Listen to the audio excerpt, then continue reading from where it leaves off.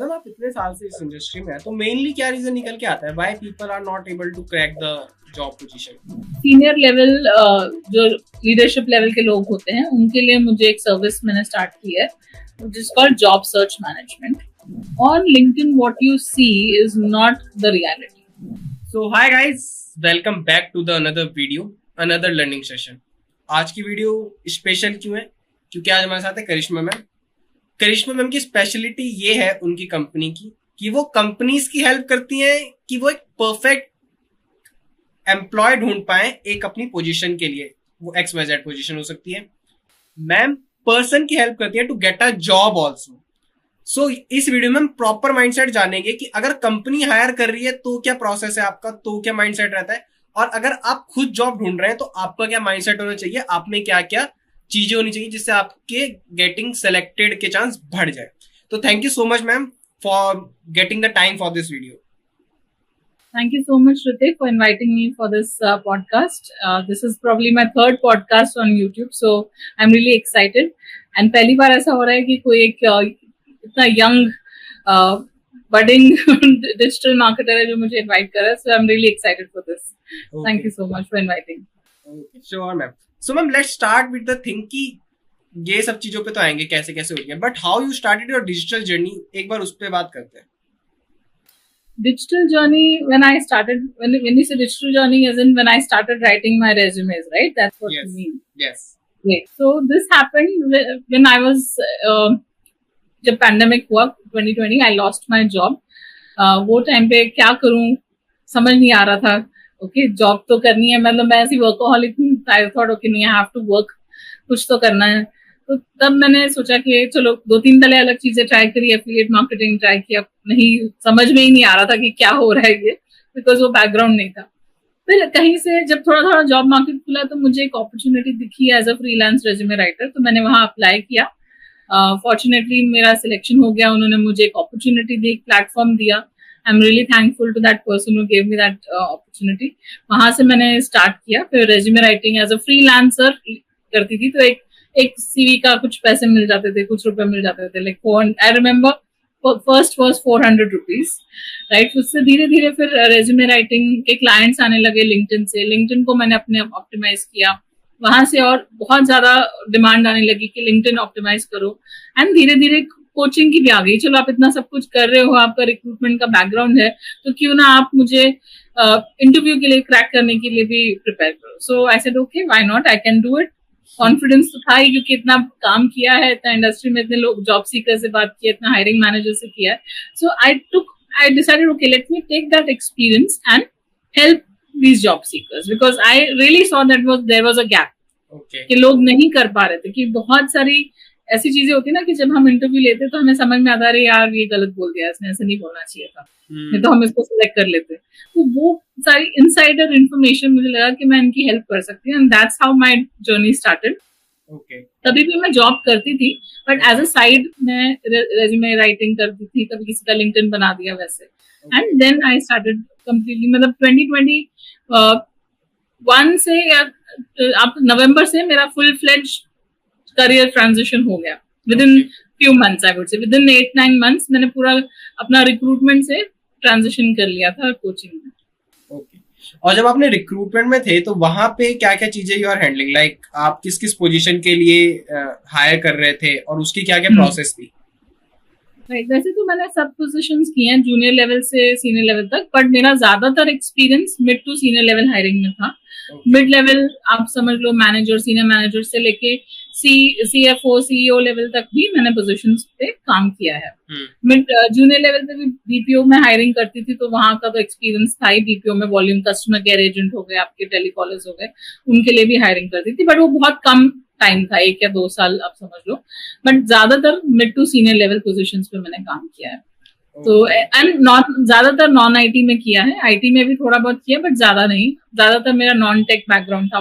Banking हो गया, आपका फार्मा इंडस्ट्री हो गई, आपका एडटेक हो गए, ये सारे टेक कंपनीज हो गए, जो आपके ई-कॉमर्स हो गए, वहां पे मैंने हायरिंग ज्यादा की है. Insurance has been a very big part of my clientele. So ज्यादातर ऐसे कंपनीज में मैंने काम किया. तो आपने बोला आपने टेक में ज्यादा काम किया है.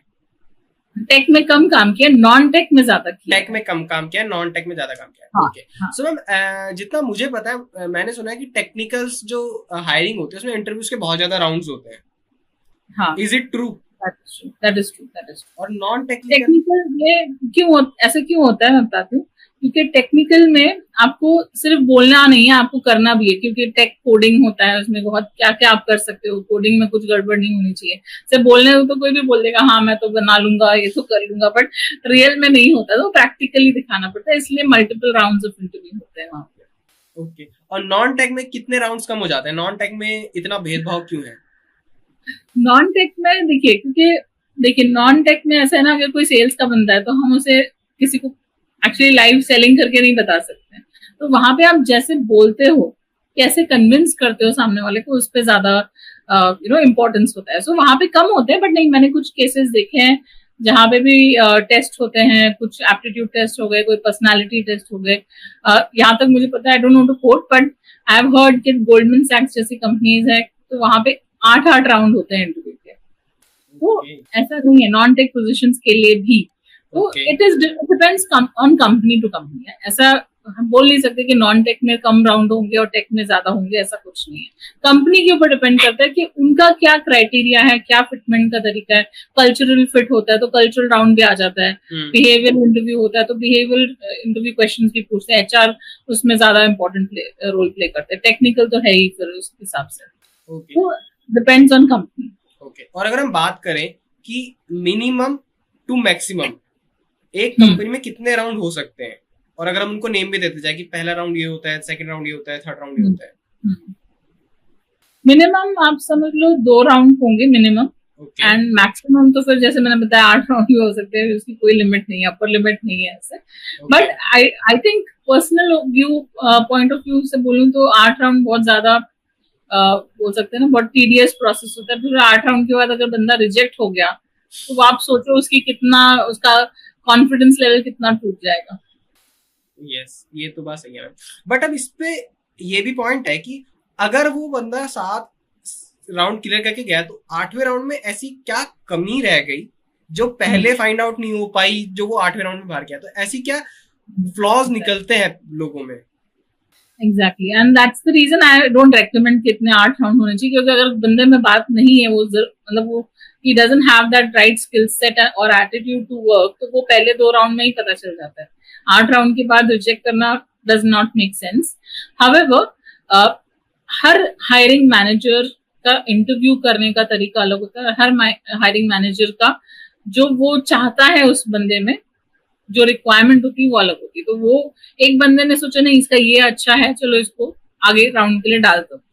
बट जो लास्ट में जो फाइनल डिसीजन मेकर है, अगर उसमें जो उसको जो क्राइटेरिया चाहिए वो ही उसमें नहीं है तो मुश्किल हो जाती है। सो it is a drawback, yes, but unfortunately ये ऐसे रूल बने हुए कंपनीज में, तो हम उसके लिए कुछ कर नहीं सकते।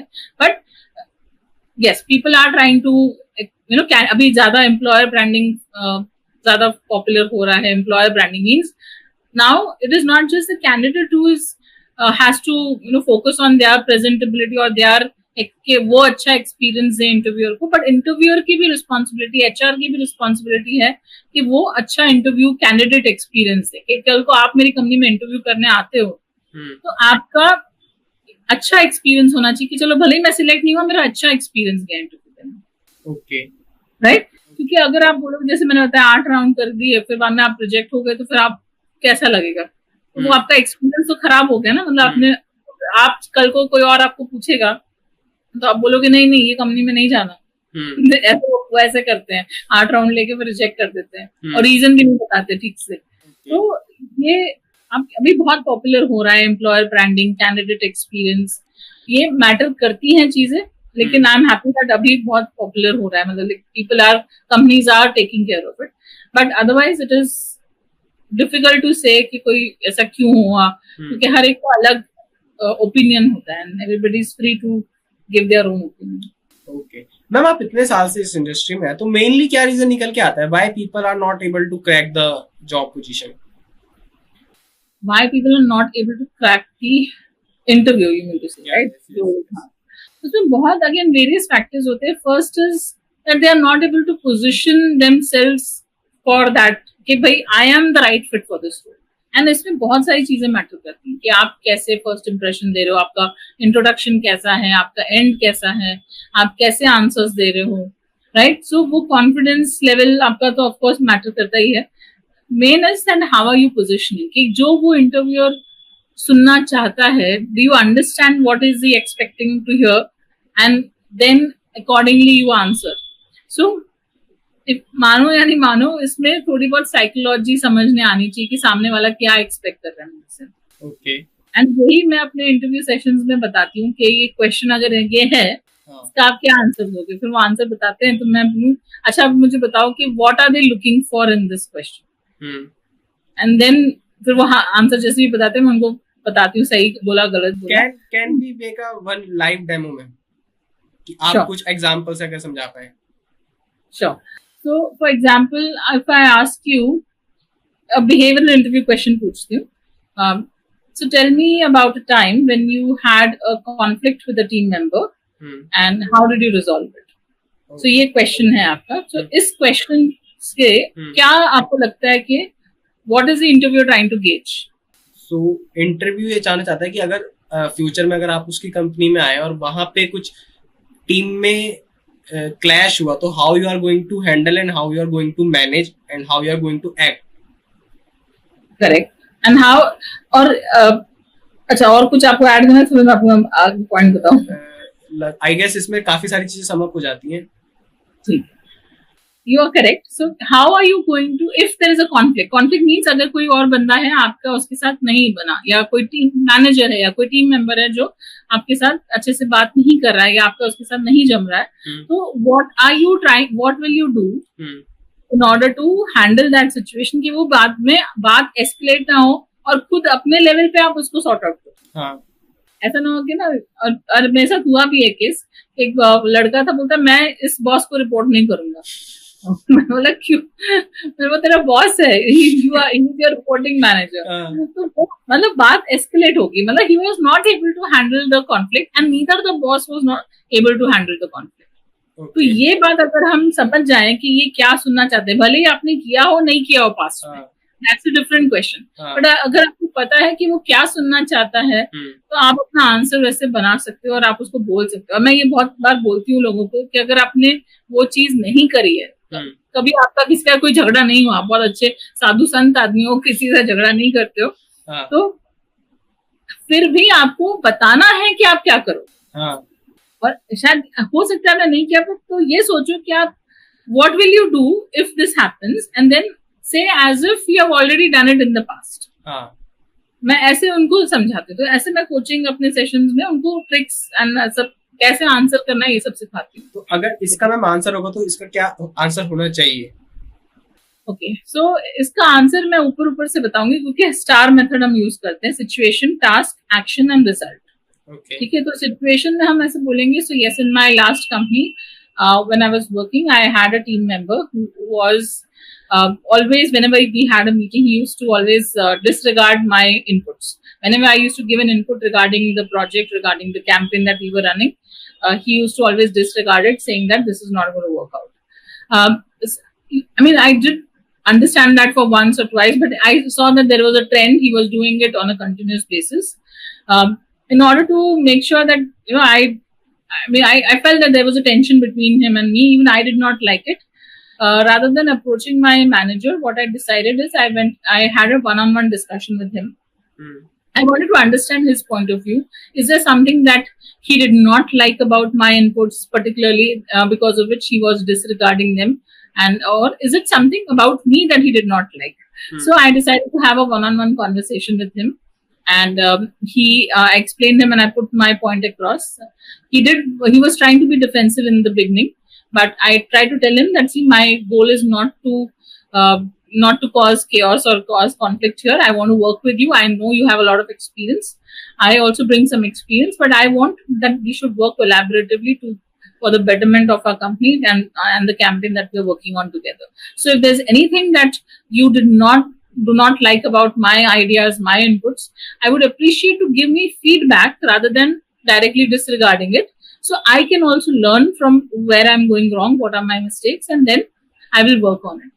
So at the end of that 1 hour conversation, he was kind of convinced, and he also apologized for disregarding, and he said, I'll definitely make sure to give you more feedback rather than just disregarding it. And I think at the end it went on well, and the next time we had a meeting, he did not first of all disregard my idea, but he did add on some his additional points also, which I think was very valuable. So till date we are good friends, and we are still in touch, although I've moved on from that company.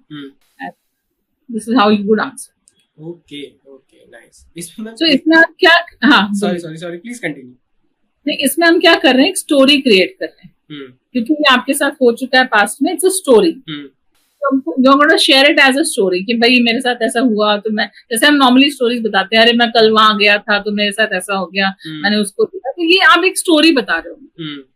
तो आप, लेकिन story में जो मुद्दा है वो आपको पूरा क्लियर करना है कि आपने कैसे हैंडल किया उसको, कि आपने उसके साथ 1-on-1 कॉन्वर्सेशन किया, आपने उसको एस्केलेट नहीं होने दिया. ये सब पॉइंट्स बहुत इंपॉर्टेंट है, ताकि आपकी उसमें सेंसिबिलिटी उसमें दिखती है कि भाई आपने अच्छे से हैंडल कर लिया, आपने उसको आगे नहीं किया. और एंड में जो रिजल्ट है वो बहुत इंपॉर्टेंट है, बिकॉज रिजल्ट में क्या, एंड में क्या होता है कि हैप्पी एंडिंग जिसे बोलते हैं हम, वो हैप्पी एंडिंग होनी चाहिए, पॉजिटिव आउटकम होना चाहिए.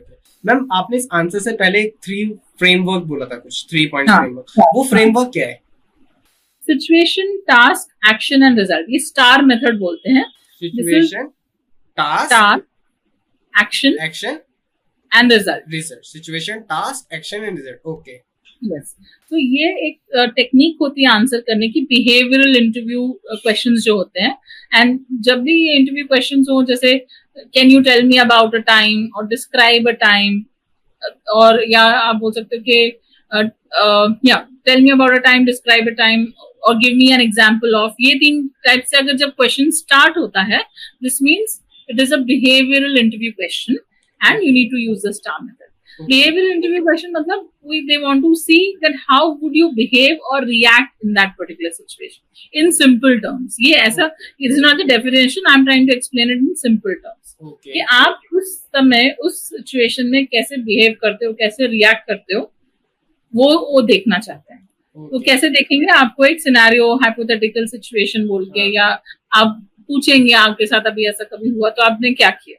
तो is it like a psychometric test जो नेवीज वगैरह के एग्जाम में होता है, कि वो आपको एक सिचुएशन देंगे? नहीं, साइकोमेट्रिक तो बहुत अलग लेवल का हो गया. This is just a normal behavioural interview question. तो ज्यादातर कंपनीज में पूछा जाता है. आप ज्यादातर नॉन टेक्निकल लोगों को पूछा जाता है. अगर आप कोई सेल्स सिनेरियो में है, इवन टेक में भी होता है. मैं टेक के काफी लोगों को कोच करती हूँ on the behavioural side of it, soft skill side of it. तो वहां पे मैं उनको सवाल पूछता है कि tell me about a time you faced a challenge while working on a project and how did you overcome it. तो ये भी सिचुएशन स्टार मेथड क्वेश्चन हो गया. Okay, okay, great, nice. So ये तो मैम बहुत अच्छा मेथड हुआ. Now let's come to the situation जहां पे आपने अच्छे लेवल के, लाइक मैनेजमेंट लेवल के लिए हायरिंग करी है. So when you are hiring for a management people, तो वहां पे 8 राउंड्स होते होंगे, if I am not wrong. But उन 8 राउंड्स के अलावा भी इज देयर एनी प्रोसेस और हार्डशिप दैट यू फेस्ड और अ पर्सन फेस्ड और a company faced? Okay, hardship as an difficulty. Senior level, जितना आप सीनियर लेवल पे हायरिंग करते हो उतना डिफिकल्ट होता है लोगों को ढूंढना, राइट? बिकॉज एक तो कम लोग होते हैं, ऐसा होता है पिरामिड, राइट? टॉप पे तो कम ही लोग होते हैं, राइट? तो उनको ढूंढना बहुत मुश्किल होता है. तो बहुत हार्डशिप्स होती है, क्योंकि हमको हेड हंटिंग करनी पड़ती थी. हमको लोगों को ढूंढना पड़ता था कि भाई ये कंपनी में कौन सीईओ है, ये कंपनी में कौन वीपी है इसका. तो वैसे ढूंढ के हम, अभी तो थैंक गॉड लिंक्डइन है. मैंने तो वो टाइम पे किया था, लिंक्डइन पे ज्यादा लोग थे नहीं. अभी तो लिंक्डइन के एक चुटकी से आपको लोग मिल जाएंगे, क्योंकि सबका प्रोफाइल रहता ही है.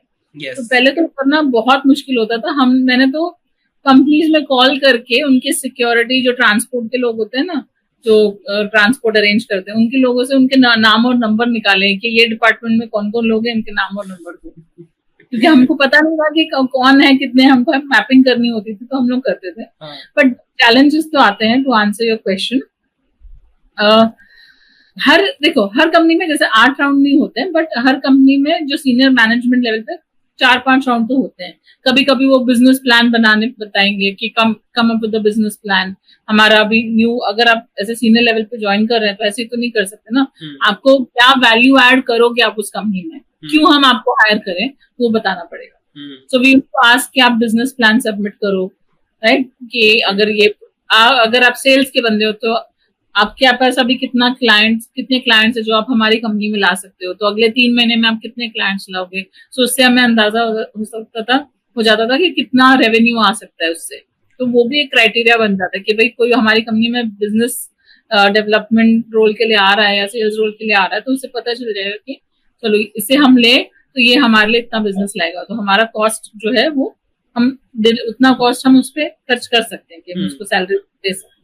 तो चैलेंजेस तो अलग अलग रोल के लिए आते थे। मुझे एक पोजीशन ज्यादा सीनियर नहीं थी बट याद है जिसके लिए मुझे बहुत ज्यादा चैलेंज फेस करना पड़ा था, that is influencer marketing manager. Okay. हालांकि बहुत सीनियर नहीं थी, बहुत ही मिड लेवल पोजीशन थी इन्फ्लुएंसर मार्केटिंग, क्योंकि ये अभी अपकमिंग फील्ड है ऑफ रोल। यहाँ पे बहुत कम लोग होंगे, ऐसा नहीं है कि नहीं है बट बहुत कम होंगे, और स्पेशली नवी मुंबई में तो बहुत ही कम थे। तो वहां के लिए कंपनी में वर्क फ्रॉम ऑफिस वो भी ढूंढना मेरे लिए बहुत चैलेंजिंग हो रहा था। मतलब मैंने कम से कम उसमें 1.5 महीना स्पेंड किया, मुझे कोई भी नहीं मिला, और जो इंटरव्यू के लिए आए वो रिजेक्ट हो गए। तो वो बात नहीं थी, तो फिर उसके लिए मैंने बहुत स्ट्रगल किया। तो ढूंढने के लिए मैंने एक अलग स्ट्रेटेजी यूज करी, जहाँ पे मैंने एक्चुअली मैं इंस्टाग्राम पे गई। इंस्टाग्राम पे मैंने इन्फ्लुएंसर मार्केटर्स ढूंढे। पहले मैंने लिंक्डइन पे ढूंढा जो नाम थे, क्योंकि लिंक्डइन पे लोग रिस्पॉन्ड ही नहीं करते थे। लिंक्डइन पे नाम ढूंढे कि नवी मुंबई में कौन कौन है, मुंबई में कौन कौन है, उनका नाम ढूंढा, उनको मैसेज करूँ तो रिस्पॉन्ड ही नहीं करते थे। तो उनका नाम लेके मैंने उनको इंस्टाग्राम पे ढूंढा। इंस्टाग्राम पे उनको मैंने फिर मैसेज किया क्योंकि जॉब के लिए कि भाई, क्योंकि वो उस पे नहीं करे, इंस्टा पे तो मुझे पता था 100% कर लेंगे, क्योंकि वही उनका सारा काम धंधा उधर ही रहता है।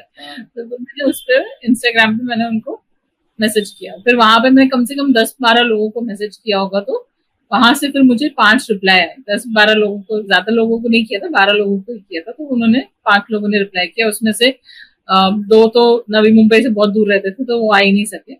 फॉर्चुनेटली 3 थे, एक नवी मुंबई की थी, 2 आसपास के थे, तो उन्होंने मान गए इंटरव्यू के लिए, दे एग्रीड एंड दे केम। उसमें से फिर फाइनली एक बंदी सिलेक्ट हुई। उसको भी कितने मुझे लग गए, इसमें कम से कम 2.5 महीने लग गए, जबकि क्लोज करना था 1 महीने में, और क्लोज किया मैंने, ऐसा नहीं था। ये किस ईयर की बात है? ये 2021 की बात है, जब मैंने एटेक कंपनी के साथ काम करती थी, अभी रिक्रूटमेंट, तब मैं साइट में रेज्यूमे राइटिंग भी करती थी, तभी वहाँ की। सो मैम, आपके वर्किंग एक्सपीरियंस की बात करते हैं, जब आप पहले थे तो वहाँ उस टाइम की भी कुछ ऐसी स्टोरीज होंगी जो कुछ अच्छे लेसन होंगे जो आज तक याद है? तो वैसे एक्सपीरियंसेस तो बहुत हैं, बट एक दो मैं बताऊंगी। जैसे एक था जब मेरा स्टार्ट ही था करियर का, मतलब मेरा 3rd जॉब होगा शायद। तो वो टाइम पे ऐसे मैंने पोजीशंस के लिए मैं हायर करती थी। तो एक बैंक के लिए मैंने हायर किया।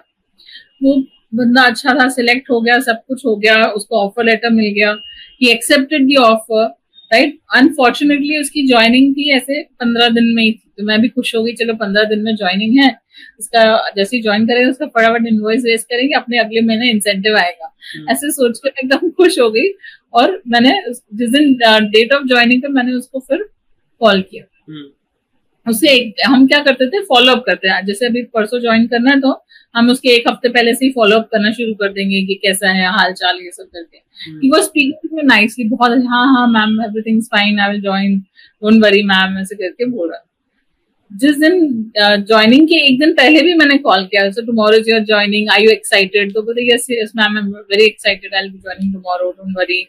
हर बार ऐसे ही बोल रहा था। तो हम लोग को तो रूल था कि जब हम लोग ऐसे ना बहुत बुरे एक्सपीरियंसेस रह चुके हैं, तो हमने बोला कि नहीं, जब तक ये बंदा ऑफिस नहीं पहुंचता हम नहीं ट्रस्ट कर सकते। तो हमने जिस दिन ज्वाइनिंग थे उस दिन भी मैंने कॉल किया उसको। पहले फोन नहीं उठाया, मेरी उधर धड़कने बढ़नी शुरू हो गई कि क्यों नहीं उठा रहा है।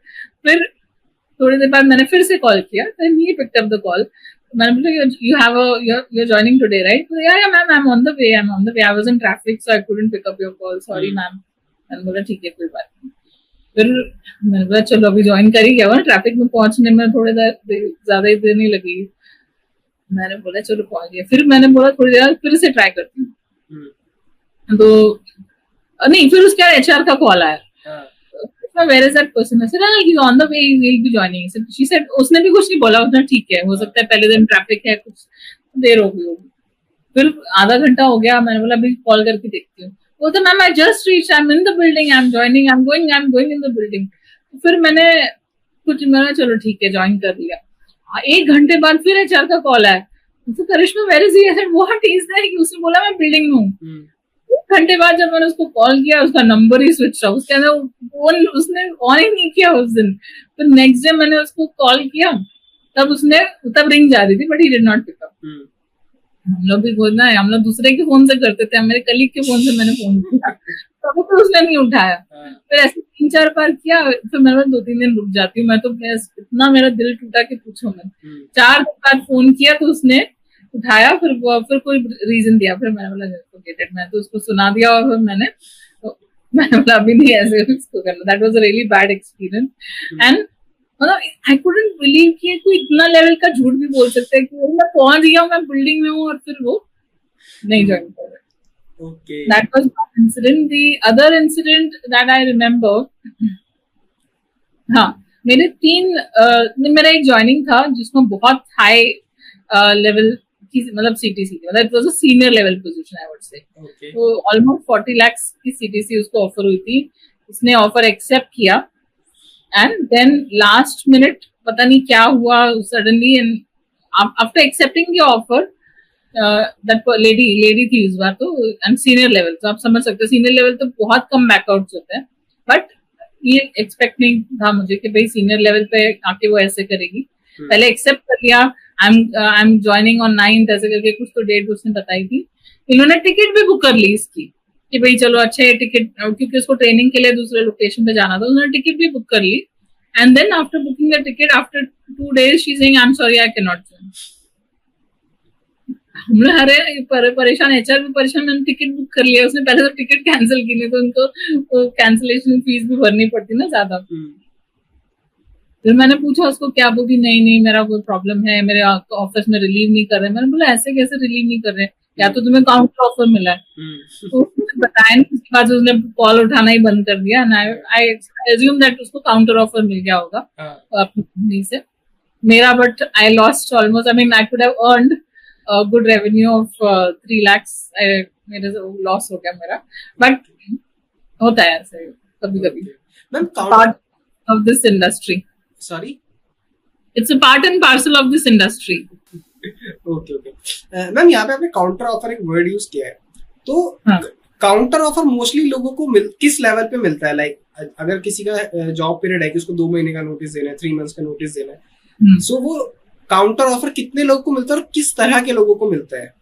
मतलब दैट्स अ गुड क्वेश्चन। सो ज्यादातर काउंटर ऑफर उन्हीं लोगों को मिलेगा जो हाई परफॉर्मिंग होंगे अपनी कंपनी, राइट? वरना कोई क्यों रिटेन करना चाहेगा? मतलब अगर आपको कोई कंपनी से ऑफर आ रहा है और आप अपनी करंट कंपनी में बोल रहे हो कि मैं छोड़ रही हूँ या छोड़ रहा हूँ, तो वो पूछेंगे क्यों छोड़ रहे हो, तो हम बोलेंगे, अगर वो आप बताओगे कि हमको यहाँ से इतना ऑफर है and you are a good performer and they want to retain you, they will say okay we will match that offer or we will give you more than that, whatever. तो high performing लोगों को ही ज्यादातर counter offers आते हैं जिनकी जरूरत है company में, ऐसा है। और ये भी कोई हार्ड एंड फास्ट रूल नहीं है, अगर आप सीरियसली काम नहीं करना चाहते हो तो कोई भी काउंटर ऑफर भी दे दे तो भी आप नहीं रुकोगे। But it is just if you are just trying to see market में क्या मेरी वैल्यू है, मार्केट असेसमेंट करते हैं, ऐसे भी लोग मार्केट असेसमेंट करते हैं सीनियर लेवल पे, भाई इंटरव्यू दे दिया, सब कर दिया, ऑफर आ गया और ये कंपनी में भी अच्छा काम चल रहा है, कोई प्रॉब्लम नहीं है कंपनी से, बस पैसे बढ़ाने हैं, तो ये करते हैं। या if you genuinely not interested to work in this company for whatever reason, अगर नहीं कल्चर अच्छा नहीं लग रहा, कुछ भी नहीं अच्छा, कुछ ग्रोथ नहीं हो रही है, then you even if they give you a counter offer you will not accept it, okay, because you really don't want to work with that company. So it depends, but ज्यादातर high performing लोगों को ही मिलते हैं कि जो अच्छा काम कर रहे हैं और जिनकी कंसिस्टेंट परफॉर्मर है। क्या होगा कंपनी को, नहीं तो क्या होगा अगर वो चला गया बंदा, उसकी जगह पे लोग लाने हैं, देन उनको ट्रेन भी करना होगा फिर पूरा समय, तो it's a waste of time and plus also there's a cost involved in that, so that's why they give a counter offers in this. तो बट कंपनीज पहले क्यों ऑफर नहीं करती है उनको एक अच्छा हाइक? क्यों हाँ. मोस्टली ये देखा जाता है कंपनी में कि आपको अच्छी हाइक तभी मिलती है जब आप रेजिग्नेशन डालते हो, सॉरी. तो ये कंपनीज क्यों एक अपनी तरफ से फर्स्ट एफर्ट नहीं करते कि हम इनको अच्छी हाइक दें ताकि वो रिलेशनशिप बना रहे दोनों तरीके से? करेक्ट. ये कंपनीज पहले बहुत ऐसा था, ये कल्चर है कंपनीज का. वो बोलते हैं देयर इज अ सेइंग ना कि अगर माँ भी बच्चे को खाना तभी देती जब वो मांगता है. तो ये अगर आप मांगोगे नहीं कि आप क्या कितनी सैलरी डिजर्व करते हो, वो आपको कभी मिलेगी नहीं. क्योंकि कोई कंपनी जानबूझ के जबरदस्ती तो नहीं अपना कॉस्ट बढ़ाना चाहेगी. It's a cost, right? So you have to ask first and you have to show that you are performing. Why are you asking first?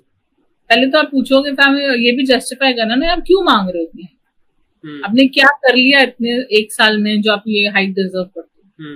ज्यादातर लोगों के पास ये इसका आंसर नहीं होता है, तो फिर वो डरते हैं कि अभी हाइक कैसे मांगे. फिर बाद में वो रिजाइन करते हैं, तो फिर उनको वो कंपनी शायद कुछ रिटेन कर लेती होंगी या बोलती होंगी नहीं आप ठहर जाओ, अप्रेजल होगा, अच्छा अप्रेजल करेंगे. सी, हर कंपनी में हर लेवल हर टाइप के एम्प्लॉयज होते हैं. कोई मीडियोकर परफॉर्मर होगा, कोई बिल्कुल परफॉर्म नहीं करेगा, कोई टॉप परफॉर्मर होगा. टॉप परफॉर्मर्स को आप देखोगे ज्यादातर हाइक मिलती है, कुछ इंसेंटिव्स मिलते हैं, अच्छा परफॉर्मेंस लिंक बोनस होता है. ज्यादातर जो मीडियोकर परफॉर्मर होते हैं उनको लगता है कि वो अच्छा काम कर रहे हैं, मेहनत कर रहे हैं, बट वो एम्प्लॉयर को भी लगना चाहिए ना कि वो और कि मेहनत कर रहे हैं, एफर्ट डाल रहे हैं, आ रहा है काम. तो फिर वैसे लोगों को हाइक कैसे मिल जाएगी? अब मैं दोनों साइड से हूँ, क्योंकि मैं अभी एम्प्लॉयर के पॉइंट ऑफ व्यू से बता रही हूँ, एम्प्लॉयज की पॉइंट ऑफ व्यू से भी बता रही हूँ. I need to understand there are always going to be two sides of the coin, बोलते हैं ना, कि दोनों को आपको समझना पड़ेगा. मैंने भी जिस कंपनी में काम किया, मेरे टीम में जो लोग थे, मैं उनको यही बोलती थी कि आप पहले परफॉर्म करो फिर डिमांड करो. परफॉर्म नहीं करोगे और डिमांड करोगे कि भाई मुझे हाइक दे दो, ये कर दो, फिर वो नहीं होता. First you perform, prove yourself and then you can demand. Yes. Then you will get counter offers, you will get retained, you will get bonuses, everything you will get. Okay. Ma'am, अगर किसी को self introspection करना है कि if he is ready for getting the hike और या वो बात कर सके, so उसको क्या क्या पॉइंट्स होने चाहिए जो उसको अपने आप में टिक मार्क करने चाहिए कि हाँ मैं अभी ये भी कर रहा हूँ, मैं ये भी कर रहा हूँ, मैं ये भी कर रहा हूँ, तो I should go for the start talking from my and कि मैं डिजर्व करता हूँ. राइट.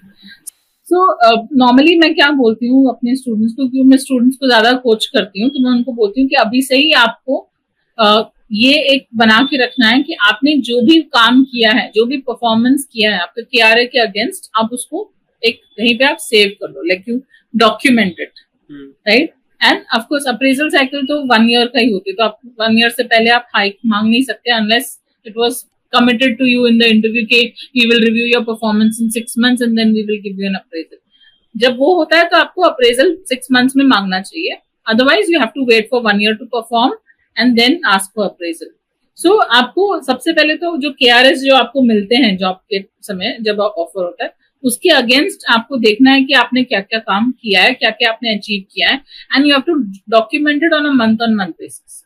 फॉर एग्जाम्पल, आपका डिजिटल मार्केटिंग का काम है, ठीक है, you're a digital marketer and your job is to make sure that the clients campaigns are they have higher traffic on their websites और व्हाटएवर सोशल मीडिया जो भी आपका, ठीक है. तो आपका काम होना चाहिए, आपको डॉक्यूमेंट करना है कि अगर मेरे पास 4 क्लाइंट पे मैं अभी काम कर रहा हूँ, तो 4 क्लाइंट्स के अगेंस्ट मेरा क्या उसका पहले का व्यू क्या कितना था और मेरे काम करने के बाद कितना व्यू हुआ, एंड मंथ ऑन मंथ उसका ग्रोथ दिखाना है, ठीक है. ऐसे आपको हर क्लाइंट के लिए करना है, जो भी उसके क्राइटेरिया से ही करना है. ये आप डॉक्यूमेंट करोगे तो जब आप परफॉर्मेंस अप्रेजल में जाओगे, राइट, जब आप हाइक मांगना चाहोगे तभी कि आप क्यों हाइक डिजर्व करते हो, तो you can show this, see the clients performance on a month basis, this is what I have added value. भले ही वो रेवेन्यू में नहीं है, भले ही आपने कोई कंपनी के लिए पैसा नहीं कमाया, बट इनडायरेक्ट तो कमाया ना, बिकॉज वो कहीं ना कहीं क्लाइंट को आपको मैनेज किया, आपने क्लाइंट के लिए काम किया, उसमें वैल्यू एड किया. तो that document is going to help you. And भले स्टूडेंट है कोई भी हो, everyone can do this. Not just a student. आप अपना काम डॉक्यूमेंट करो कि आपने कितना किया, काम कैसे किया, कितना रेवेन्यू लाया अगर आप उस रोल में है, अगर सर्विस में है तो कैसे क्लाइंट को हैंडल किया, कितना सर्विस, कैसे कितने कॉल्स किया अपने क्लाइंट को, कितने बार मीटिंग करी क्लाइंट को के साथ। तो ये सब डॉक्यूमेंट करोगे तब आप हाइक मांगने की पोजीशन में आओगे कि आप बोले देखो मैंने ये किया है, this was my KRA, I was supposed to get 10 clients on board but I have got 12 clients in this month, 15 in this month, 8 in this month, ये मंथ में थोड़ा कम हो गया, ऐसा आप बता सकते हैं। But this is when you document it, you will be able to. And why I'm telling you this because हमारे इसमें ऐसा होता था ना, because मैं रिक्रूटमेंट बैकग्राउंड से आई हूँ, हमारे इसमें तो हर चीज जो हमको डॉक्यूमेंट करें, हमने कितने क्लोजर किए, वहां से मुझे ये आदत पड़ी है। Okay. कंपनी का अलग ट्रैकर होता था, मेरा अलग ट्रैकर होता था, जहाँ पे मैं सब अपने जो मेरे क्लोजर्स हैं, मैंने कितने क्लोजर्स किए, किस मंथ में क्या क्या किया, तो पूरा मेरा डॉक्यूमेंट रहता था, ताकि जब मैं अप्रेजल के साइकिल में मतलब जब जाती हूँ वहां पे, तो I have to show that this is what I have done, this is the kind of revenue I have got for this company. मुझे याद है आज भी एक कंपनी में मैं काम करती थी, मेरे साथ 2 लोग और थे, टीम मेंबर्स 3 थे, हम 4 जनों ने मिलकर कंपनी को 30 lakhs कमा के दिया था 1 साल में। Okay. In recruitment business. Okay. Nice. So that was, so we had that document. भाई देखो हमने इतना कमाया है। तो उसके बाद हाइक मिला ना? Of course हाइक मिला। हाइक तो देखो वैसे भी मिलना था, बट ये हमारा एक परफॉर्मेंस भी मैटर करता है ना, कि हाइक आपको 10% मिल रही है कि 50% मिल रही है, वो उसके लिए वो डिफरेंस हो जाता है। हाइक तो वैसे भी मिलेगी जितना नॉमिनल स्टैंडर्ड होता है, 5% होता है ज्यादातर, 5% होता है, किसी का 10% होता है। एक्स्ट्रा ऑर्डिनरी हाइक आपको जब चाहिए तो उसके लिए आपको उतना वैसा काम करना पड़ेगा। मैक्सिमम हाइक कितना एक्सपेक्ट कर सकते हैं? If you are talking about internal appraisal जो है, जब आप हाइक अप्रेजल की बात करें ना, प्रमोशन जो एक ही कंपनी में आप काम कर रहे हो, तो वहां पे मैक्सिमम इंटरनल अप्रेजल मैंने देखा है that people have got around 15%, right? 15 not 50%।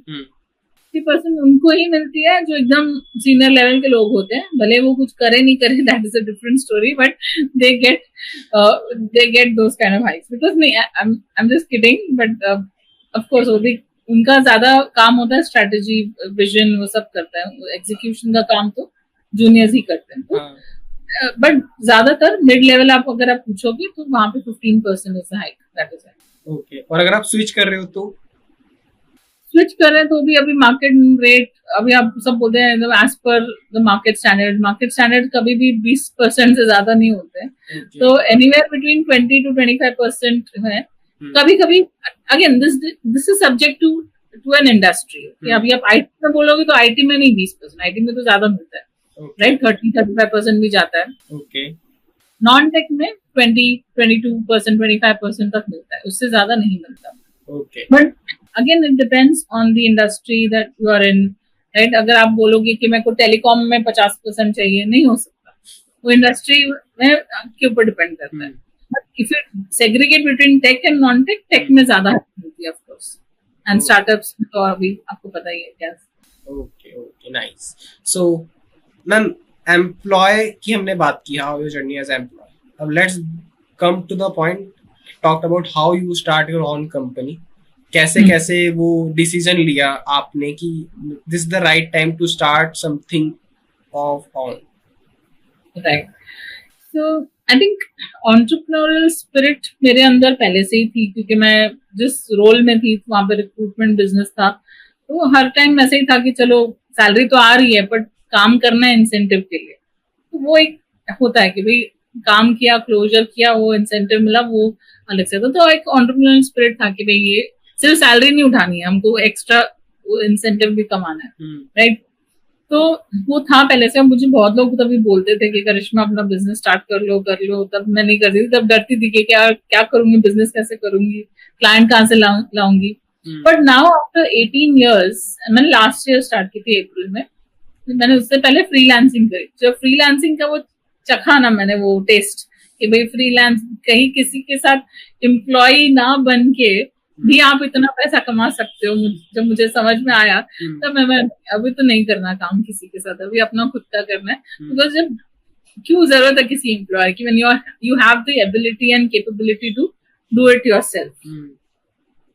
And इतना, और आई थिंक आइडियल थोड़ा सा जल्दी कर सकती थी, बट अभी मुझे लगता है आइडियल एज है, क्योंकि इतना एक्सपीरियंस है, इतने नेटवर्क है, कनेक्शंस हैं.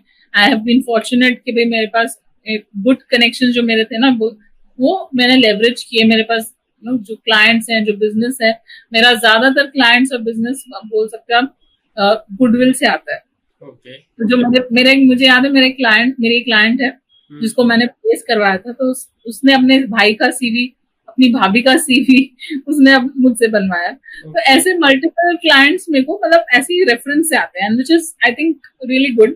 मार्केटिंग ऑफ कोर्स मैं ज्यादा करती नहीं हूँ, बट अभी करूंगी, थोड़ा टाइम लगेगा उसके लिए. बट ये है, तो ये मैंने सोचा कि बिजनेस करना चाहिए अभी, क्योंकि खुद कमा सकते हैं, खुद कर सकते हैं, बी और ओन बॉस बोलते हैं, कर सकते हैं. तो वो जो फ्रीडम चाहिए होती है हर एम्प्लॉय को काम करने की, जो हम हो रहा है, तो हम क्यों नहीं कर सकते. I decided I should start my own. Okay. और मैम ये आपका, आप यार सोलो फाउंडर है, co-founder? I have a co-founder. Yes, he's my husband. Okay. So yes, he's also from an HR background. Okay. तो वो Reliance में करते थे काम. I think around 23 years he has worked in Reliance, and now he's working with me. Okay, okay, nice. तो ma'am अभी आप क्या क्या सर्विस ऑफर कर रहे हैं? अभी देखिए 2 बिजनेसेस हैं हमारे. पहला बिजनेस जो है, हम फोकस कर रहे हैं अभी resume writing, LinkedIn optimization, interview preparation, जैसे मैंने बताया, ये सब हमारे सर्विसेज हैं जो हम जॉब सीकर्स के लिए करते हैं. I started with this, but I slowly got into recruitment also, because मेरे बहुत सारे, जैसे मैंने बताया, वेल विशर्स थे जो बोलते थे you are so good in hiring, talent acquisition, तो आप ये क्यों नहीं कर रहे हो, ये क्यों ऑफर कर रहे सर्विस. ऐसे रोके, तो ऐसे 1 क्लाइंट आया, 2 क्लाइंट करके मैंने खुद क्लोज किए. पहले खुद ही करती थी क्लोजिंग, सब मैं खुद ही सोर्सिंग करती थी सब. जब अच्छा खासा हो गया वहां पे, देन ऐसे रोके, इसको और बढ़ाना चाहिए, ऐसे करके और क्लाइंट एक्वायर किए. अभी fortunately we have good 8 to 10 clients, and अभी टीम भी है, 2 टीम मेंबर्स हैं साथ में. तो वो रिक्रूटमेंट बिजनेस अलग है, जहाँ पे हम कॉर्पोरेट्स के लिए हायर करते हैं. ओके. और ये बिजनेस है जहाँ पे हम जॉब सीकर्स को हेल्प करते हैं in these areas. Okay, great. तो वो तो सिंपल प्रोसेस हो गया कि आप लीड्स निकालते हैं लिंक्डइन से, अलग अलग वेबसाइट से, और आप पर्सन को कांटेक्ट करते हैं, उसको ऑफर करते हैं, उसको कंपनीज के साथ अटैच कराते हैं. आप बात जो आप अलग से कर रहे हैं, फॉर रेज्यूमे राइटिंग हो गया, चाहे वो कोचिंग हो गया, उसके लिए भी you are getting reference from word of mouth, या उसके लिए आपके पास कहीं और से लीड मैग्नेट है जहां से आपके पास क्लाइंट्स आ रहे हैं?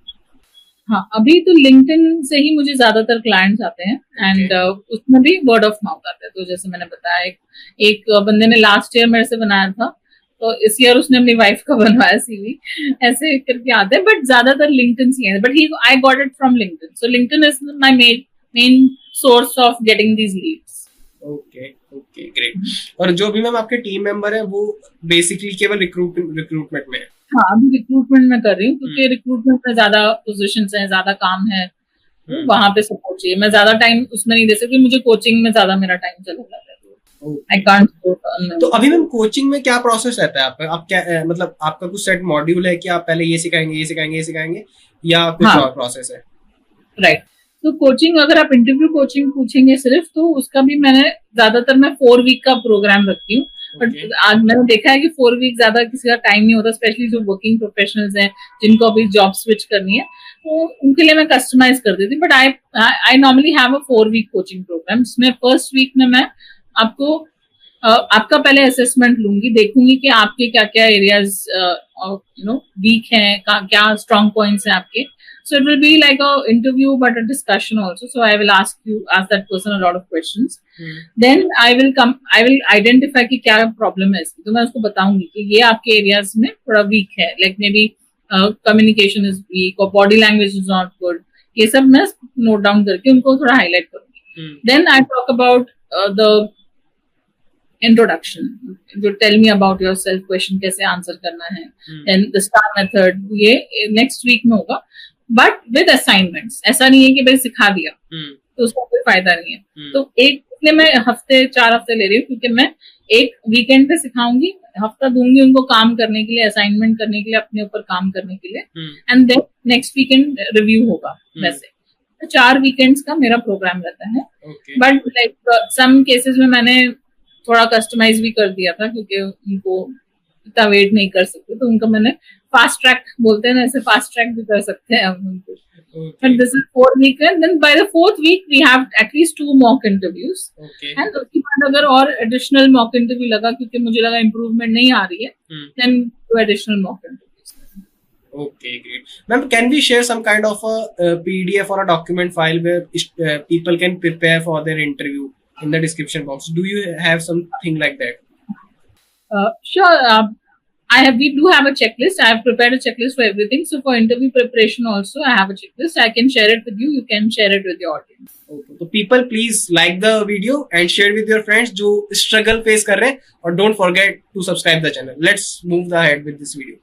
मैम, अभी जब आप एम्प्लॉय थे, अभी आप फाउंडर हैं, तो कुछ प्रॉज एंड कॉन्स होंगे दोनों स्टेटस, दोनों पोजीशन के. तो उन प्रॉज एंड कॉन्स के बारे में बताइए कि जब आप एम्प्लॉय थे, जब आपको क्या चीज अच्छी लग रही थी, अभी क्या है चीजें जो आपको अच्छी लग रही है, और क्या उस समय चीजें थी जो नहीं पसंद थी और अभी भी नहीं पसंद है. ओके, तो एम्प्लॉय थी तब तो ये था कि चलो पता है हाँ हर महीने आने वाले इतना पैसा तो आने ही वाला है सैलरी का. हाँ. तो एक वो सिक्योरिटी होती है. क्या हाँ, और भी बहुत सारी चीजें अच्छी लगती थी, मतलब टीम के साथ काम करना है, मतलब एक कोलैबोरेटिव एनवायरनमेंट होता है, वो भी अच्छा लगता था काम करने के लिए. अभी मैं फाउंडर हूँ, तो एक तो ये नहीं पता कि अगला क्लाइंट कौन आएगा. जैसे ही क्लाइंट आता था तो पहले तो बहुत एक्साइटमेंट होती थी कि न्यू क्लाइंट आया. अभी भी है, अभी भी होती है एक्साइटमेंट ऑफ कोर्स, क्योंकि ये खुद के बोल सकते हैं ना बलबूते पे क्लाइंट आया है, खुद के बलबूते पे ये किया हमने, वैसे वो होता था. अभी मैं मिस करती हूँ क्योंकि मैं रिमोटली काम कर रही हूँ, तो I miss working with people around me. I don't have anyone around me. Google Meet से या वो Meet से वो वैसे ही वैसा मजा नहीं. पर्सनल कनेक्शन मिस है. पर्सनल कनेक्शन मिस हो जाता है. हाँ. ओके. मेरे रिमोट कंपनी है अभी फिलहाल, बिकॉज मैं तब से ही रिमोट ही काम कर रही हूँ, तो हमने बोला वही करेंगे. एंड अभी उस लेवल पे पहुंचे नहीं कि भी ऑफिस भी खरीद लो. मेरी एक टीम मेंबर है नोएडा में रहती है, एक नवी मुंबई में रहती है, तो फिर इसलिए मतलब, और मैं खुद मुंबई कांदिवली में रहती हूँ, तो वो बहुत डिफरेंट हो जाएगा. तो we can't have an office right now. But हाँ, वो मैं बहुत मिस करती हूँ कि कोई हो साथ में, क्योंकि तभी हम साथ में बैठते थे नेक्स्ट डेस्क पे, हंसी मजाक कर लिया, काम कर लिया, वो मजा आता था. मतलब ऑफिस में यू कैन से कि एक तो मजा रहता है कि हाँ यार कुछ हो, लोग हैं आसपास, आप बातचीत कर रहे हो. हाँ. आप हंस खेल रहे हो, आप अकेले बैठे, कोई आ गया बातचीत करने, आप दोस्तों के साथ जा रहे हो चपड़ी पे, चलो चाय पी के आते हैं वगैरह वगैरह. जब आप रिमोटली ब्रेनस्टॉर्मिंग भी होती है इसमें ऋतिक, आप ब्रेनस्टॉर्म भी कर सकते हो. कहीं फंस गए, जैसे मुझे याद है हम रिक्रूटमेंट में जब थे, तो कोई बंदी, मतलब मेरी टीम में बंदी थी, उससे नहीं हो रहा था काम, मतलब बोली मिल ही नहीं रहे, करिश्मा मिल ही नहीं रहे मुझे ऐसे लोग. वो फंसी है, उस काम उसका है, बट अभी वो मेरे साथ बैठी, मेरी टीम में भी है, तो मेरा काम क्या होता है, मेरे को चलता नहीं, चल मैं देखो हेल्प करती हूँ, बता क्या प्रॉब्लम है, चलो लेट्स. तो ये हम कर सकते हैं जब हम फेस टू फेस काम कर रहे हैं, मतलब साथ में मिलके काम कर रहे हैं. रिमोट पे है, फिर आओ गूगल मीट पे आओ, दिखाओ उसको कितना समझा नहीं समझा, नहीं समझ में आता, वो भी एक चैलेंज होता है. तो आप you can come up with solution, you can immediate solution होता है. हाँ. ऐसा होगा कि मेरी टीम मेंबर को प्रॉब्लम अभी हो रही है, but I am busy in my session, तो वो वेट करेगी करिश्मा मैम का कब खत्म होगा, 1 घंटे बाद होगा, तो फिर मैं उनको, वो मुझे कॉल करेंगे. तो ये ड्रॉबैक लगता है मुझे. ओके. सो मैम, जो आप रेज्यूमे राइटिंग की सर्विस देते हैं, प्रोवाइड करते हैं, आप रेज्यूमे में ऐसा क्या देखते हैं, ऐसा क्या ऐड करते हैं कि उसकी गेटिंग सिलेक्शन के चांसेस इंक्रीज हो? राइट. सी रेज्यूमे का तो सबसे पहला देखती हूँ कि इतना उसका फॉर्मेट कैसा है, एटीएस फ्रेंडली फॉर्मेट है कि आजकल. सॉरी क्या मैम, कैसा friendly? ATS friendly. Okay, sorry मुझे पता नहीं है क्या होता है. ATS is an applicant tracking system. Okay. So a lot of organizations mid level की होंगी, या मतलब mid size organization या big size और large size organization जो होती है, वो एक ATS यूज करती है, which is an applicant tracking system to streamline their hiring process. So अगर suppose एक कंपनी है जिसके पास 50 positions है open different locations पे, right? तो वो हर अभी एक्सेल शीट पे तो काम नहीं कर सकते ना, आउटलुक पे सारा उनके मेल बॉक्स में सारे सीवीज आएंगे, right? So they can't do it. It's difficult to manage so much कि एक मेल मिस हो गया, क्या करें. तो उनके लिए एक सॉफ्टवेयर होता है, जैसे बहुत सारी कंपनीज हैं जो बनाती है सॉफ्टवेयर, जहाँ पे आप अपना जॉब पोस्ट डालोगे, वहीं से आपके different websites, different job portals पे वो जॉब चली जाएगी, आपके अपने वेबसाइट के करियर पेज पे भी चली जाएगी। तो लोग जब अप्लाई करते हैं, suppose I apply on the career website, career page, तो वहां पे अप्लाई करती हूँ तो उनके डैशबोर्ड में आ जाएगा कि भाई देखो करिश्मा ने इस पोजीशन के अगेंस्ट पे अप्लाई किया। ओके। तो जब वो अप्लाई करते हैं ना, हम जब वो वेबसाइट के थ्रू, वहां पे कुछ क्वेश्चंस होते हैं, कोई एक फॉर्मेट होता है। वो फॉर्मेट उनका, अगर आपके सीवी में बहुत ज्यादा ग्राफिक्स हैं, इन्फोग्राफिक्स हैं, टेबल्स हैं, तो वो एटीएस फ्रेंडली नहीं होता, तो it does not pick up that information. Okay. वो जो आपका इन्फॉर्मेशन जिस फॉर्मेट में कैप्चर्ड है, वो उसमें कैरी फॉरवर्ड नहीं होता है, पास नहीं होता है, तो इसलिए दिक्कत आती है। एंड इसलिए कैनवा ये सब मैं मना करती हूँ कि we should not use Canva. Okay. तो वो एटीएस की वजह से मतलब दिक्कत आती है। तो उसको बीट करने का एक तरीका है, which is that you have a very simple basic format. एक स्ट्रक्चर होता है, वो ही हम यूज करते हैं। तो वो मैं पहले देखती हूँ कि स्ट्रक्चर कैसा है, फॉर्मेट कैसा है, उसमें कितने, काफी लोग तो अपना मोबाइल नंबर नहीं डालते, काफी लोग की स्किल्स सेक्शन नहीं डालते, तो क्या क्या सेक्शंस है जो मिसिंग है, वो सब भी मैं चेक करती हूँ। Next what I also C is whether आपके सीवी में क्वांटिफाइड एक्सपीरियंस है या नहीं। Okay, what did you mean by quantified experience? Quantified experience means आपने कहीं काम किया है। अगर आप अपने सीवी में सिर्फ लिखोगे work for this, responsible for doing this, responsible for calling, telecalling, और या जो भी है, responsible for leading marketing campaigns, but उसमें आपने कुछ रिजल्ट नहीं बताया कि आपने क्या किया उस कंपनी में, कैसे वैल्यू एड किया। अगर आपने मार्केटिंग कैंपेन मैनेज की है, लीड करी है, तो उसका क्या रिजल्ट आया है, वो क्वांटिफाई नहीं किया आपने। तो वो it's not going to help you stand out from the other people who are all sending the profile. Right? So ये क्वांटिफाई करना बहुत जरूरी है। अगर आप सेल्स के बंदे हो तो आपने कितना रेवेन्यू जनरेट किया, वो इम्पोर्टेंट है। तो क्योंकि अगर मैं सीवी देख रही हूँ तो मैं आपको हायर उसी बेसिस पे करूंगी ना कि चलो इसने इतना टारगेट अचीव, इसने अगर 50 करोड़ किए हैं रेवेन्यू में, तो उसने उतना बिजनेस लाया, तो ये हमारे लिए भी उतना ला सकता है, कैपेबिलिटी उसकी लाने की। तो ये तरीका, ये जो हायरिंग मैनेजर्स हैं, जो रिक्रूटर्स हैं, जो देखते हैं सीवी, ये नोटिस करते हैं सब चीजें। तो इसीलिए वो मैं चेक करती हूँ कि है नहीं है तो मैं बोलती हूँ ये this is very important to add. Okay, great. और मैम इसमें एक पॉइंट ये भी है मेरा, जितना अभी मैं I guess I am working, मेरे को 5 साल हो चुके हैं जॉब करते हुए। So as a designer, as a editor, as a digital marketer, हमने जो देखा है आजकल पे फॉर्मेट चल रहा है सिंगल पेज सीवी। और जब मैंने आपसे डिस्कस किया था तो वो कहता है कि नहीं, सिंगल पेज सीवी तो इट्स नॉट गुड, आपको अच्छे से डिटेल में बनाना होता है। तो ये एक मिथ है मार्केट में या क्या है कि सिंगल, कोई बोलता है सिंगल पेज रेज्यूम बनाओ कि अपनी सारी डिटेल्स बहुत कम में डाल दो। आपने बताया कि अपना पूरी चीजें अच्छे से डिस्क्राइब करो, रेवेन्यू आपने कितना बनाया, आपने कितने लीड जनरेट करी है। तो इस पे थोड़ी सी रोशनी डालिए इस पॉइंट पे। ओके, सो सिंगल पेज सीवी कब यूज करना चाहिए is first when you have 0 to 5 years of experience. अगर आप फ्रेशर हो और आपका या 5 साल का एक्सपीरियंस है, यहाँ तक आपका 1 page CV should be good enough. इसका ये मतलब नहीं है कि आप कुछ नहीं डालोगे उसमें, आपका जो रेलेवेंट इन्फॉर्मेशन है। फॉर एग्जाम्पल, अभी आप सोशल मीडिया मैनेजर हो, राइट? अगर आप सोशल मीडिया मैनेजर या डिजिटल मार्केटिंग मैनेजर के रोल के लिए अप्लाई कर रहे हो, तो आपका जो रेलेवेंट इन्फॉर्मेशन है, जो आपने डिजिटल मार्केटिंग में किया है, सोशल मीडिया मार्केटिंग में किया है, वो आप उसमें हाईलाइट करोगे। जो अगर उससे पहले अगर आप सपोज कोई कंपनी में इंटर्न थे, लेकिन जहाँ पे एचआर का इंटर्नशिप किया आपने, तो वो रेलेवेंट नहीं है, तो वो डालने की जरूरत नहीं है। So you have to keep it as relevant as possible to the role that you are applying. And that's why a single page resume will also work for 0 to 5 years. Okay. Even in fact, मैं तो बोलती हूँ कि अगर आपका experience 6-7 years से ज्यादा है, या 10 साल से भी ज्यादा है, तभी आप 2 पेज सीवी तक करो। उसके अलावा और ज्यादा, उससे ज्यादा सीवीज मतलब पेजेस की जरूरत नहीं है। एक छोटा सा क्वेश्चन है, सॉरी टू इंटरप्ट। आपका 2 पेज का मतलब है फ्रंट और बैक, या 2 पेज का मतलब है 2 page front end back and second page front end back? नहीं, अभी प्रिंट आउट कौन निकालता है आज के जमाने में? सो 2 page proper front. Okay, single page front end back, single page front. हाँ, बट नो 2 कॉलम रेज्यूमे नहीं होना चाहिए। सॉरी, क्या नहीं होना चाहिए मैम? सिंगल पेज होना चाहिए बट कॉलम नहीं होना चाहिए। सो आजकल आप देखोगे बहुत सारे फॉर्मेट्स हैं जो लेफ्ट साइड में कुछ इन्फॉर्मेशन होती है और राइट साइड में कुछ इन्फॉर्मेशन। मेरा वैसी है।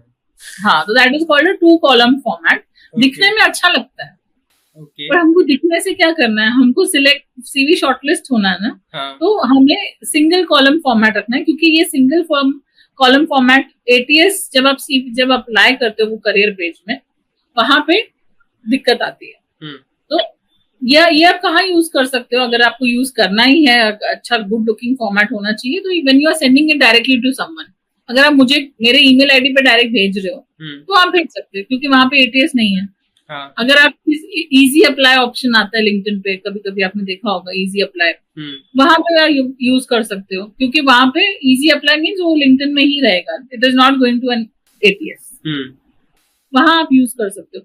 पर जब भी आप किसी को आउटर लिंक होता है या करियर पेज पे जाए या कोई एक्सटर्नल लिंक वेबसाइट होती है, बहुत सारे एटीएस हैं। अभी जस्ट दिमाग पे लीवर करके याद आ रहा है नाम मुझे, लीवर नाम एटीएस का नाम नहीं है। तो वो वहां पे जब आप जाते हो तब आपको ये सिंगल कॉलम फॉर्मेट यूज करना चाहिए। No, don't use a 2 column format. Okay, copied. तो विद टाइम मुझे भी अपना सीवी अपडेट करना पड़ेगा, राइट? ओके। सो मैम, अभी आपके फ्यूचर गोल्स क्या है विद योर ओन कंपनी? आप क्या प्रेडिक्ट कर रहे हैं और क्या फोकस गोल है या फोकस एरियाज हैं? मेरे 2 फोकस एरियाज हैं अभी फिलहाल। One is of course recruitment, क्योंकि ये मैं तो इतने साल से करती आ रही हूँ, it's like my bread and butter and it's my heart, because मैंने बहुत काम किया है उसमें, तो उसको स्केल अप करना है। क्योंकि वहां पे भी मुझे ज्यादा क्लाइंट्स हैं मेरे पास, 8 जैसे मैंने बताया, वो और ग्रो होंगे, क्लाइंट्स तो आते हैं, वहां पे नंबर ऑफ क्लोजर्स को बढ़ाना है, तो वहां पे से मुझे उस पर ज्यादा फोकस करना है। दूसरा मुझे जो फोकस करना है वो सीनियर लेवल, जो लीडरशिप लेवल के लोग होते हैं, उनके लिए मुझे एक सर्विस मैंने स्टार्ट की है जिसको कॉल्ड जॉब सर्च मैनेजमेंट। हाँ, ये एक सर्विस है जिसमें अगर कोई जो सीनियर लेवल के लोग होते हैं जिसकी salary suppose 50 lakh and above है, राइट, तो उनके लिए हम जॉब सर्च करते हैं। मतलब वहां पे हम पूरा end to end job search करते हैं, उनका रेज्यूमे बनाने से लेके, उनका लिंक्डइन ऑप्टिमाइज करने से लेके, उनके लिए जॉब ढूंढने का काम, उनके लिए अप्लाई करने का काम, उनके लिए नेटवर्किंग करने का काम, सब हम करेंगे। जब इंटरव्यू आएगा तो इंटरव्यू के लिए प्रिपरेशन भी हम करेंगे। तो आप एंड टू एंड सर्विस समझ लो, सीनियर लेवल के लोगों के लिए, क्योंकि वहां पे अपॉर्चुनिटीज कम होती है, वहां पे उनको तकलीफ आती है जॉब ढूंढने में। तो idea is for us to do, it's called reverse recruiting basically. ये कॉन्सेप्ट है रिवर्स रिक्रूटिंग का, जहाँ पे ये जो सीनियर लेवल के लोग हैं ये हायर करते हैं हेड हंटर्स को, रिक्रूटर्स को, उनके लिए जॉब ढूंढने। तो ये सर्विस मैं प्रोवाइड करती हूँ। मैंने लास्ट ईयर मैंने 5-6 मेरे क्लाइंट्स थे, उनको मैंने प्लेस किया है। ये साल अभी मैंने बीच में बंद कर दिया था क्योंकि मेरे पास बैंडविड्थ नहीं था काम करने का। मेरे पास इतना ही ऑलरेडी इतना काम था। अभी फिर मैंने शुरू किया है। I have 3 clients right now that I'm working with. इसको मुझे बढ़ाना है, तो इसके लिए अभी काम चल रहा है। And I think this is a very good service for senior level people, because देखो वो ऑलरेडी जॉब करते हैं, उनके पास टाइम नहीं है जॉब सर्च करने का, उनके पास टाइम नहीं है अपना सीवी अपडेट करने का, ना उनके पास टाइम है लिंक्डइन पे एक्टिव रहने का, because they are busy doing what they are good at, right. तो ये जो एडमिन काम है, जो पेन टेकिंग काम है, वो हम कर सकते हैं।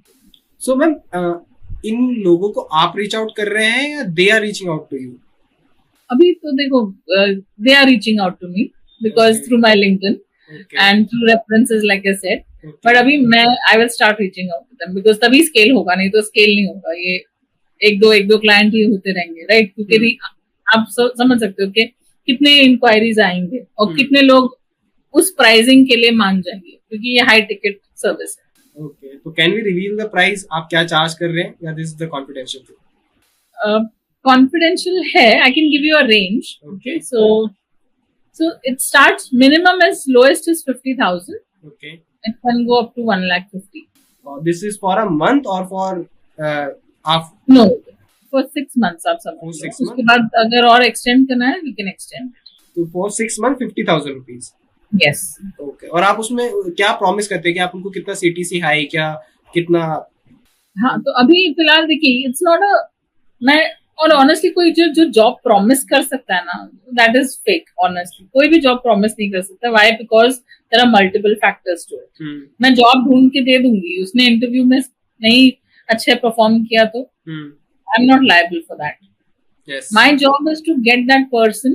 Although I will force that person, I will get that person the call, interview call. आप इंटरव्यू के लिए आपके पास अपॉर्चुनिटीज आएंगी जो आपको नहीं आ रही थी या डिफिकल्ट हो रहा था मिलने के लिए, but I will give you that opportunity. Rest you up to you. So मैं जॉब गारंटी किसी को नहीं देती हूँ, और अभी भी मैंने जो क्लाइंट्स है मेरे पास उनको जॉब गारंटी नहीं है.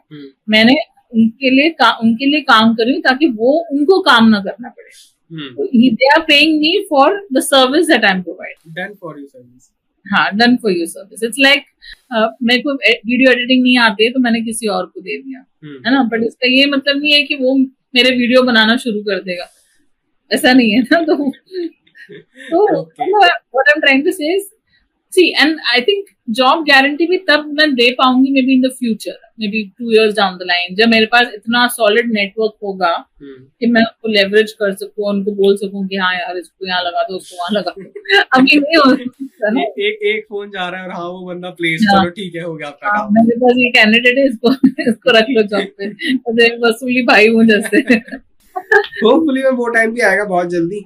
लेट्स सी कितना टाइम लगता है. यही तो मेरा फोकस एरियाज ये हैं, क्योंकि इसकी डिमांड है. मैंने देखे बहुत सारे लोगों ने क्वेरी से. Pricing is where I am struggling with, क्योंकि इंडिया मार्केट ऐसा है ना कि किसी को पैसे देने में मतलब तकलीफ होती है. लेकिन अपने जेब से पैसा जाए तो ये पैसा आना चाहिए, जाने में तकलीफ होती है. They are not wrong also. Like हम भी कभी किसी को कुछ देते हैं, या when I was hiring for some freelancers for I think that time I was hiring for my LinkedIn personal branding. मतलब मैं खुद करती हूँ, बट टाइम नहीं था कि मैं चलो किसी को और को हायर कर देते, हो सकता है और अच्छा हो जाए, लीड जनरेशन के लिए आए. एक बंदी, she was just an intern and she was charging, she quoted me 20,000 per month. मैंने बोला 20,000 मैं खुद कर लूंगी. मैंने बोला कि नहीं चाहिए मेरे को 20,000 per month. LinkedIn में काफी लोगों ने हाइप भी बना रखी है. मुझे कभी कभी लगता है कि बस they are just showing कि उनको इतना आ रहा है, but they are not making that much money. Exactly. In fact, you know what? I will not disclose the name, but recently a very senior person in the industry, he is also into coaching industry. मेरे similar genre में industry के हैं. उन्होंने मुझे message किया LinkedIn पे, and he wanted to speak to me. Okay. And he had a call. I spoke to him for half an hour, and he was saying the same thing कि करिश्मा, मैं देखता हूँ इतने लोगों को ये बोलते हैं हमने इतने लाख कमा लिए, इतना ये कर लिया. मैं इतने टाइम से LinkedIn पे हूँ, मैं कोशिश कर रहा हूँ, मेरे को तो नहीं आ रहे. तो मैंने बोला ऐसे फैक्ट है, इतना नहीं आता है पैसा. और जिसको आता भी होगा ना, फिर वो बहुत सीनियर, मतलब बहुत ज्यादा साल से कर रहे होंगे. हम तो अभी कर रहे हैं. क्योंकि आप देखोगे बहुत सारे टॉप कोचेस भी हैं इसमें, तो जॉब भी कर रहे हैं, उसके बाद भी कोचिंग कर रहे हैं. तो हाँ, वो बोल सकते हैं कि हमको बहुत पैसा आ रहा है, क्योंकि जॉब का भी पैसा है, इसका भी पैसा है, तो इसके लिए तो बहुत ज्यादा है ना. So it is a fact. On LinkedIn what you see is not the reality. जैसे हर चीज सोशल मीडिया पे, I don't believe it is a reality. So even on LinkedIn it is not reality. People are there like content writers जो अभी personal branding strategist हो गए हैं, जो ये फाउंडर्स के सीनियर लेवल के लोगों के लिए जो लिखते हैं, they are right. They might be taking some inspiration from their experience, but they are doing the writing, right? So you can't assume that this person is writing, he's so good, he's such a good content writer. तो वो एक बहुत बड़ा problem है LinkedIn पे भी, and I think this is a challenge. Everybody is showing that I earned $1,000 or $5,000 in 1 month. मैं बोला 5,000 मैं नहीं कमा रही हूँ इधर $5,000 a month. ये मतलब 5-6 साल से एक्सपीरियंस वाली बंदी कैसे कमा रही है $5,000? होपफुली हम काफी लोगों से मिलेंगे उनकी प्लेस पे जाके. लेट्स सी द ट्रुथ क्या है क्या नहीं है. Okay, so ma'am, thank you so much for giving such a information, such a valuable time, such a valuable insight from your experience. अब in the end of the, sorry ma'am, it's my pleasure. Okay, so in the last section of the video ma'am, can you share few points for each, like for a professional who is finding for a job, for a person who wants some candidates, तो उनके लिए एक एक दो insight जो आप अपने experience से देना चाहते हैं. Okay, person who's finding a job, Yes. right? Yes. See, someone who's looking for a job, first you need to identify what kind of job you need to do. That the job search strategy is really important. Okay. Right अभी ये अब पूछोगे job search strategy क्या है, तो इसमें मैंने मतलब ये मैं हेल्प करती हूँ लोगों को बनाने में, बट अभी क्या हो रहा है ना कि अभी मेरा ये रोल है, this is what I want to do, मेरे को सिमिलर रोल में मेरे को जाना है, बट ये आप सोच के बिना आप कहीं पे भी अप्लाई करते हो, तो ये नहीं होना चाहिए. You need to understand, identify the list of companies, identify the industries that you want to work with. आपका खुद का पर्सनल गोल क्या है कि आप क्या करना चाहते हो, उसकी बेसिस पे आपको करना है. तो ये मैं I do that with my clients to help them with that. तो ये मिसिंग है लोगों में. तो you have to start developing a job search strategy. You can't wait. जैसे अभी देखो मेरा भी ऑलमोस्ट, अगर आप देखोगे मेरा स्टार्टिंग का करियर भी ऐसा ही था, कुछ नहीं, जो मिला कर लिया. बट जब समझ में आया कि हाँ अरे ये तो, but I was at least in the same field, I was in the same industry, मैंने इतने साल काम किया. तो ये इम्पोर्टेंट है कि आपको किस इंडस्ट्री में रहना है, किस एरिया में काम करना है, आपकी क्या एक्सपर्टीज है, उसमें आप एक्सपर्ट बनो. अभी मैंने अगर अलग अलग एरिया में काम किया होता, अलग अलग इसमें किया होता, कंपनीज में अलग अलग रोल किए होते, तो मैं आज ये पोजीशन में नहीं होती कि मैं दूसरों को गाइडेंस दे सकूं, क्योंकि मेरे पास नहीं था वो एक्सपीरियंस. सो ये job search strategy job seekers को बनाने के लिए कोई भी लेवल का हो, कोई भी लेवल का, जूनियर से लेके senior level is important. Okay. So that is what they should focus on. That's my one takeaway. For hiring, for people who are hiring, recruiters especially, because I'm from that fraternity, so I would like to address it to recruiters, because companies को तो मैं बोल नहीं सकती हूँ, हर एक की अलग पॉलिसी होती है, but जो recruiters हैं जो front end करते हैं companies को, that they are important people. So for them, I would say that try to look at the story of the person. Okay. Of the candidate, rather than just the CV. Try to understand the person. Where are they coming from? What is the aspiration? The cultural fit. Why is looking for this opportunity? क्या reason है? वो ज्यादा important है, क्योंकि अगर वो बंदे में काम करने की इच्छा है, काम करने की क्षमता है, वो कर सकता है. एग्जाम्पल दूंगी, आज 6 बजे मेरा एक इंटरव्यू था एक बंदे के साथ. वो ऑलरेडी एक जगह जॉब कर रहा है, वो मेरे साथ काम करने के लिए उसने अप्लाई किया था पोजीशन के लिए. तो आई आस्क्ड हिम कि you already working somewhere, so why are you interested to do something on the side, like a side hustle.